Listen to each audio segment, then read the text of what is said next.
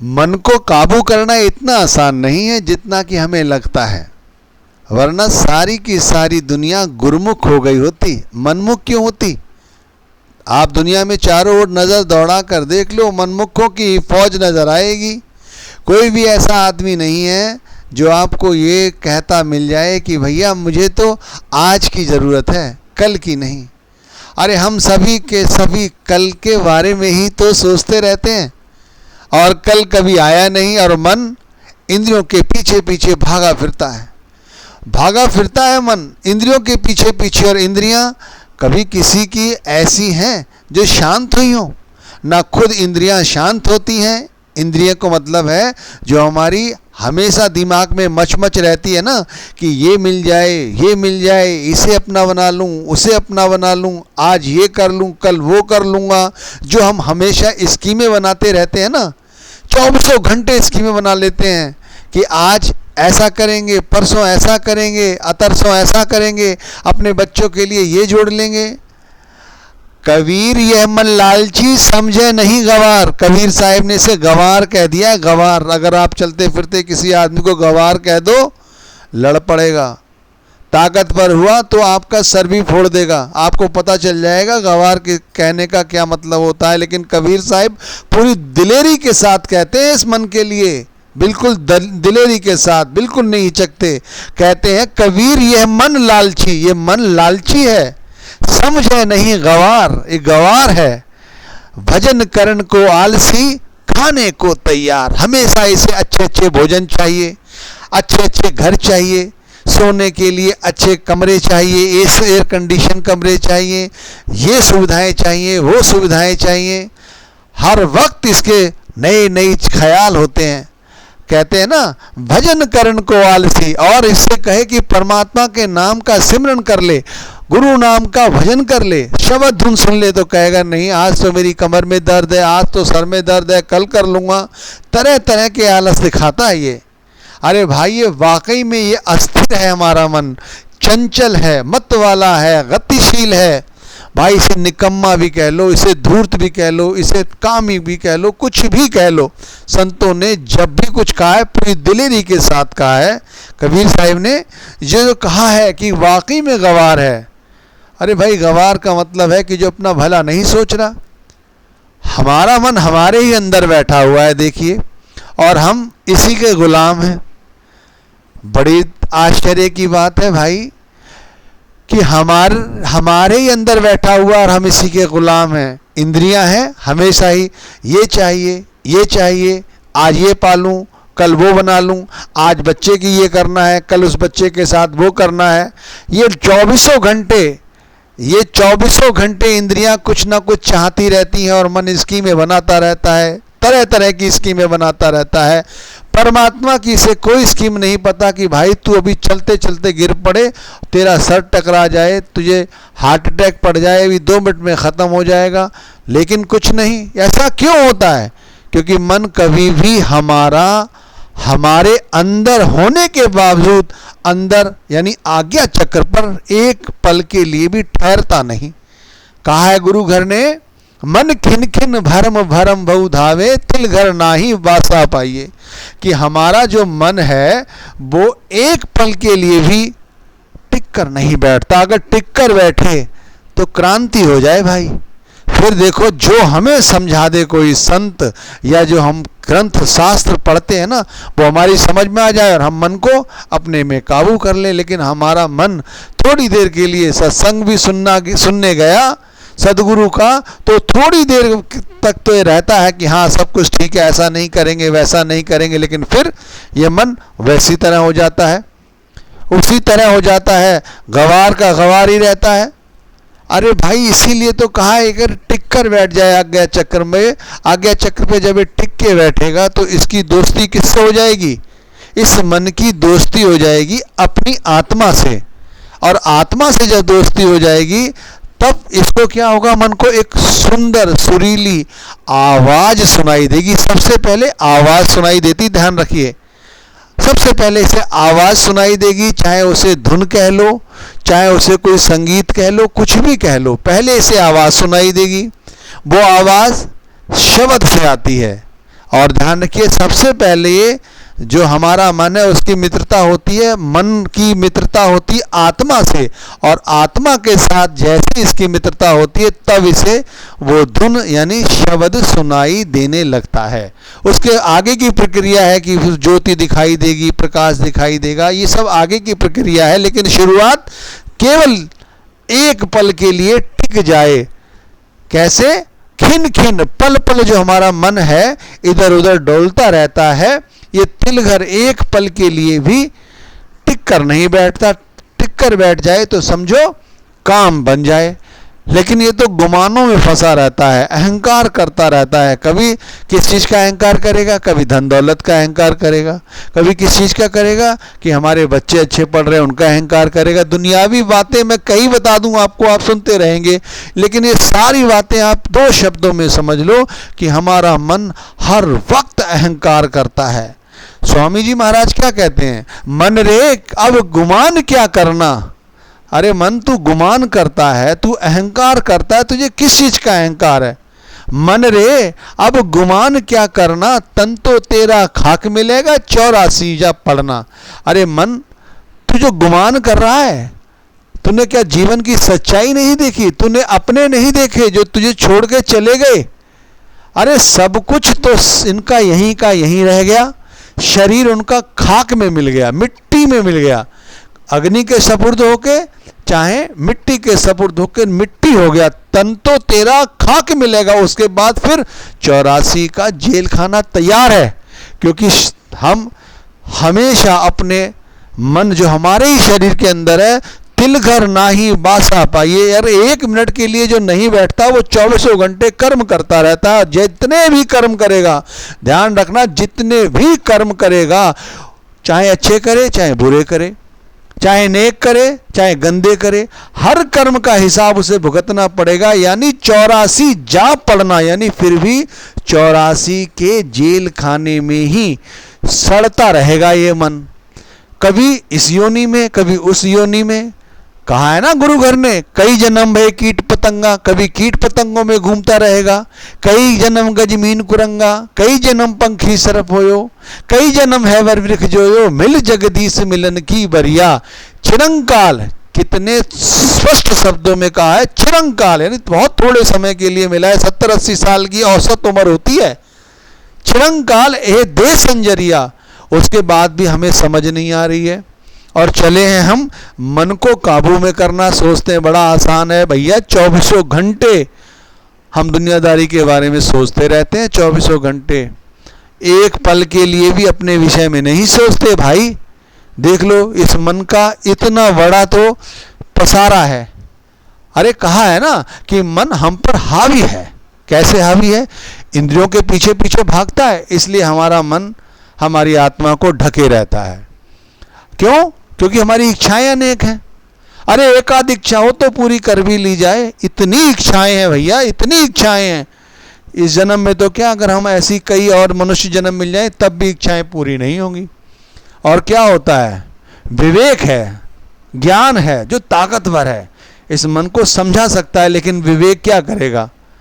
जब आत्मा कुछ नहीं कर पा रही तो विवेक क्या करेगा? मैंने ये प्रसंग गीता के 3 अध्याय में समझा भी है कि उसमें भगवान कृष्ण से अर्जुन ने प्रश्न किया कि महाराज ये बताइए, कभी कभी मनुष्य जानते बूझते पाप करता क्यों है, जबकि उसको पता है कि ये करने से उसको पाप लगेगा। तो महाराज कृष्ण ने कहा कि मनुष्य कार्य करता है, जो पाप करता है वो पाप कराती हैं उनकी इंद्रियां, उसका मन, उसके विषय, उसके विकार, उसकी वासना, उसका लोभ, उसका अहंकार। अब आप सोचिए महाराज कृष्ण ने ये बात कब कह दी थी? कितने हजार वर्ष पहले कह दी थी।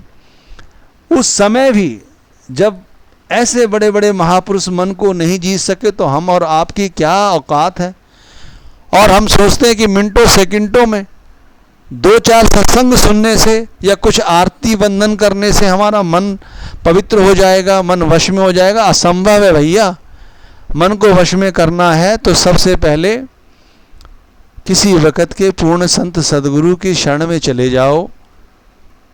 तुम्हारे भाग्य उदय हो, वो तुम्हें नाम का दान दे दें। उनकी करनी को देखो, उनकी करनी को अपनाओ कि उनकी कथनी और करनी की एक रूपता जब निहारोगे तो पाओगे वाकई में वो जो कहते हैं वही करते हैं। क्योंकि वक़्त के पूर्ण संत सदगुरु हमारी तुम्हारी तरह तो शरीरधारी होते हैं। जो हमारी परेशानी है वही उनकी भी परेशानी है, ध्यान रखिए। इसीलिए वो हमें बहुत अच्छी तरह से हमारी बुद्धि में जो बैठ जाए उस तरह की भाषा का इस्तेमाल करते हैं, हर तरह से समझाते हैं। ध्यान रखिए, हर तरह से समझाते हैं कि भाई किसी तरह तुम चेत जाओ। कहते हैं ना, मन तू ज्योत स्वरूप है, अपना मूल पहचान। ये कहते हैं वक़्त के पूर्ण संत। और बहुत सारे संत महात्मा हैं आज दुनिया में, ध्यान रखिए। पता नहीं क्या क्या समझा दें, लेकिन जो वक़्त का पूर्ण संत है वो यही कहेगा कि मन तू ज्योत स्वरूप है। जो मन है, जिसे हम कभी कभी गवार कह देते हैं, मुगध कह देते हैं, पापी, निकम्मा, लालची, कुत्ता, पता नहीं क्या क्या कह देते हैं, उसी मन को कहा है कि मन तू ज्योत स्वरूप है, अपना मूल पहचान। अरे भाई, ये मन तू वाकई में ज्योत के स्वरूप है। अगर तू इसके साथ मित्रता करेगा, इसे समझाएगा, तो तेरी बात समझ जाएगा। लेकिन अगर तू इसे दुश्मन बनाएगा तो फिर तेरा काम बिगाड़ देगा, ध्यान रखियो। फिर तू पछताएगा। और मन वाकई में ज्योत स्वरूप है। जिसने मन को सही दिशा दे दी, उसका मन मित्र हो गया, उसने कुछ पा लिया। और जिसका मन विपरीत दिशा में चला गया, उसने क्या है, सब कुछ बर्बाद कर दिया। यानी 84 लाख योनियां फिर उसके लिए तैयार खड़ी हैं। ये नरक फिर तैयार खड़ा। जीते जी नरक भोगता है पहले तो इंसान, मरने के बाद की बात है। जीते जी देख लो, बड़े बड़े यहाँ पर पढ़े लिखे लोग, संत महात्मा जो बहते हैं अपने आप को, कभी कभार इस मन के ताबे में आकर ऐसे गलत काम कर बैठते हैं भाई, कि आज उनकी स्थिति क्या है मैं अपने मुंह से नहीं कहना चाहता, आप खुद समझदार हो। अरे मन तो ज्योत स्वरूप है, अपना मूल पहचान, अपने मूल को ये पहचानना है कि भाई ये आत्मा जिसने ये वस्त्र लिया है शरीर रूप से, ये आत्मा सचखंड से आई है, सतलोक से आई है, गौलोक से आई है, स्वर्ग से आई है। वहां से उतरकर इस शरीर को इसने धारण किया है। इसी शरीर के अंदर आत्मा भी है और इसी शरीर के अंदर परमात्मा भी है, दोनों हो गए। फिर मन है, फिर इंद्रियां है। अब इंद्रियां भी है, मन भी है, आत्मा भी है, परमात्मा भी है, सब कुछ इसके अंदर है भाई। तो तेरा अपना मूल तेरा क्या है? तेरा मूल ये है कि इस तत्व को पहचान कि आत्मा और परमात्मा इसी शरीर के अंदर है। अगर इस शरीर से आत्मा चली गई तो तेरी हस्ती क्या रहेगी रे मन? तेरी हस्ती तो कुछ नहीं रहेगी, खत्म हो जाएगा तू। फिर तेरी इंद्रियां क्या करेंगे? कुछ नहीं, तू खत्म, तेरी इंद्रियां खत्म। अरे तो इसलिए भाई ये पहचान, तू ज्योत स्वरूप है भाई। तू आत्मा के साथ क्यों नहीं दोस्ती कर लेता? आत्मा को समझा और आत्मा तुझे समझाए, दोनों में मित्रता कर लो, फिर तुम आगे चलो। आज्ञा चक्र पर ठहरने की कोशिश करो। मन खिन खिन भरम भरम उधावे, तिलघर ना ही वासा पाइए। फिर ये मन जो है वो तिलघर क्या, अरे फिर तो बैठने दो इस आज्ञा चक्र पे। घंटों बैठे, 2 घंटे बैठे, अरे महीनों बैठे, साल बैठे, जब तक चाहे तब तक बैठे। चलता फिरता आदमी सब सुनता रहता है, जिनका मन आज्ञा चक्र पर ठहर जाता है। ध्यान रखिए, इसीलिए मन तू ज्योत स्वरूप है, अंतर ज्योति निरंतर वाणी, साचे साहिब स्यों लिवलाई। गुरुवर ने कहा है ना, ये जो है, जब मन अपनी ज्योति को पहचान लेगा तभी तो इसे अंदर ज्योति दिखाई देगी, प्रकाश दिखाई देगा, आवाज सुनाई देगा। और ये आवाज और प्रकाश ये तो 24 घंटे होते, रुकते थोड़ी हैं। और स्वामी जी महाराज ने एक बात और भी बड़ी सुंदर कही है कि भाई अगर फिर भी तुम्हारा मन तुम्हें परेशान करता है, क्योंकि दुनियावी चीजें इतनी चकाचौंध भरी होती है कि मन उधर लालायित हो ही जाता है। कोई नहीं चाहता कि वो गलत काम करे, लेकिन क्या करें, फिर भी मन नहीं मानता, इंद्रियां उधर ले जाती हैं, मन करता है। उसे समझाने की कोशिश करो, जैसे भी हो, प्रेम से समझाओ। प्रेम से बड़ा कोई चीज नहीं है दुनिया में, ध्यान रखिए। प्रेम से ही समझाओ, जितना जितना भी हो प्रेम से समझाओ, वो समझ जाएगा। ध्यान रखना, बहुत से लोग क्या करते हैं, इधर उधर लड़ाई लड़ ली, अपने आप को बहुत बड़ा सूरमा कहते फिरते हैं। लेकिन स्वामी जी महाराज ने कहा है कि असली सूरमा वही हैं, असली बहादुर वही हैं जो अपने मन को जीत लेते हैं। जिन्होंने मार मन डाला उन्हीं को सूरमा कहना।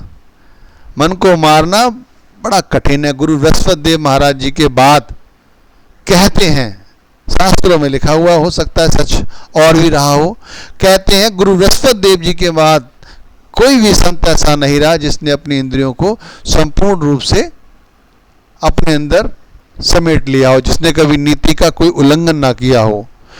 वैसे अनगिनत संत महात्मा वक्त के रहे हैं जिन्होंने इस मन को जीत लिया है। शास्त्रों में तो विदित ये भी है कि ये कहा जाए, किसी ने पवन को रोक लिया, किसी ने पहाड़ को उठा लिया, ये संभव है, लेकिन मन को जीत पाना कठिन है। लेकिन जीता जा सकता है, सिमरन भजन के द्वारा इसे जीता जा सकता है। यही है आज का सबसे बड़ा शीर्षक और ज्ञान कि इस मन को जीता जा सकता है यदि हम सही तरह से गुरु द्वारा बताए गए रास्ते पर चलें। उनका रास्ता कोई लंबा चौड़ा नहीं है, बहुत थोड़ा सा, बहुत सीधा सा, बड़ा सरल। वो आपको ये नहीं कहते कि आप यहाँ जाओ, वहाँ जाओ, उस चोटी पर, उस जगह जाकर ये करो, वो करो, वहाँ धन चढ़ाओ, ऐसा नहीं। वो सिर्फ इतना कहते हैं कि तुम्हें मैं नाम दिया है, इस नाम के साथ अपनी आत्मा को जोड़ो, इस नाम की भजन बंदगी करो। एक नाम उसको बार बार दोहराना है। छोटा सा काम है, हम नहीं करते क्योंकि हमें इसमें रस नहीं आता।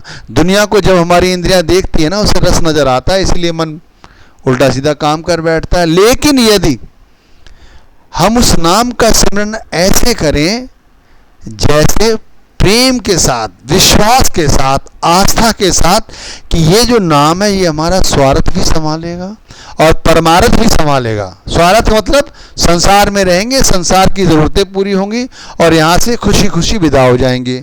और परमार्थ कि जब हम वहाँ पहुँचेंगे जहाँ पर सिर्फ आत्मा जाती है, शरीर यहीं रह जाता है, उस जगह भी सदगुरु हमारी संभाल करेगा। वहाँ पर ये सिमरन भजन हमारे काम आएगा। वहाँ पहुँच के इन 84 लाख योनियों की जुआजून से हमेशा के लिए हमें मुक्ति मिल जाएगी, यानी मोक्ष प्राप्त होगा। तो ये सिमरन भजन बहुत ऊंची चीज़ है। सिमरन के द्वारा, नाम का सिमरन करने से हम अपने मन को अपने काबू में ला सकते हैं। कोशिश करनी चाहिए। ध्यान रखिए, हम सबसे पहले रिजल्ट को सामने ले आते हैं, परिणाम सामने ले आते हैं और फिर सफलता नहीं मिलती तो हम क्या होते, परतंत्र होना चालू हो जाता है हमारे हाथ में। जैसे ही हमारे दिमाग में आता है कि ये परिणाम निकलेगा, हम मन को वश में कर लेंगे और फिर ऐसा होगा, फिर ऐसा, इतनी कहानी बनाने की बजाय हम क्यों ना स्वतंत्र हो जाएं। अरे मन को स्वतंत्रता के साथ छोड़ दें। स्वतंत्र के मतलब इतनी स्वतंत्रता नहीं जितनी हमने भी छोड़ रखी है। स्वतंत्रता का मतलब है सिर्फ सदगुरु के नाम के साथ अपने आप को जोड़ना और देखना कि वहाँ जहाँ सब कुछ समाप्त हो जाता है, सब कुछ शून्य हो जाता है, वो शून्य केवल शब्द की कमाई के द्वारा ही हो सकता है और किसी तरह नहीं। क्योंकि हमारी इतनी इच्छाएं हैं। सबसे बड़ी समस्या है मन, लेकिन सबसे बड़ी समस्या का समाधान भी मन ही है।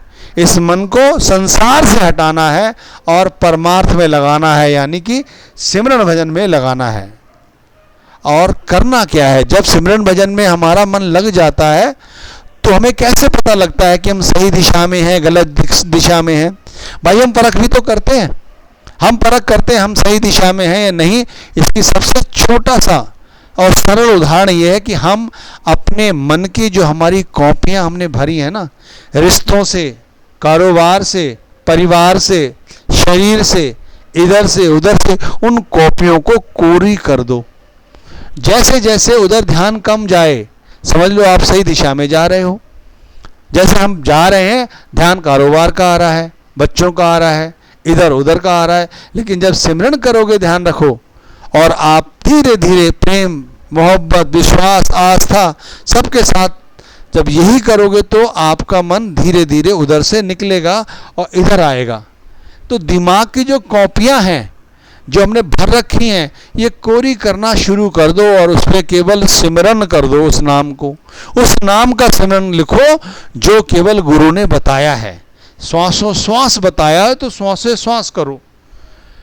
और इस तरह से जीवन में जब सिमरन और भजन ढल जाता है, ध्यान रखना, इसे हम पूरी तरह से अपना लेते हैं तो भाई फिर हमें सदगुरु भी अपना लेते हैं। सदगुरु ने तो खैर हमें उसी दिन अपना लिया जिस दिन उन्होंने नाम दे दिया था हमें। और ये बात भी सच है, जब नाम हमें दे देते हैं सदगुरु तो जिम्मेवारी फिर उनकी बन जाती है कि वो हमें इस 84 लाख की जिया जून से मुक्ति कराएं। यहाँ तक देखा गया है कि लोग बड़े बड़े ऐसे भी हैं जो पता नहीं कितने पाप अनर्थ किया है उन लोगों ने, इतिहास रहा है, लेकिन जब गुरु की दीक्षा मिल गई और उन्होंने उस नाम के साथ अपनी आत्मा को जोड़ लिया, अपनी इंद्रियां, अपना मन, सब कुछ सदगुरु के सपुर्द कर दिया, तो भाई उन्होंने कुछ करके ही दिखाया है दुनिया में। आज उनका इतिहास हम और आप शास्त्रों में रोज पढ़ते हैं, सुनते हैं और समझते हैं। तो इतना सारा कुछ जो हमने इस सत्संग में सीखा और आपको समझाया, वो सिर्फ